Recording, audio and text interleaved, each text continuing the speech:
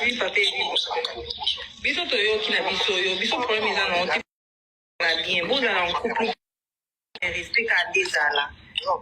Respect ka dezala. Na bon, Mehdi surtout. Jusque là, t'as tout ça côté. Uwaka umuna utitu tandabuka plus more tina lobi. Kadi profi kangara. Lakini bongo zonda. Kuyo no ati kuzo to kufata kuna lina kabiti. Hakuki usipota mute. Quand on est allé à côté, tout le monde a dit, moi je sors à 4h, à 21h, je dors, je pense que c'était le week-end. Là, on a commandé un billet dans ma société. Ça va être en sécurité, on va voir ça à thé. Tout le monde est en sécurité. La beauté, il y a moins souffert.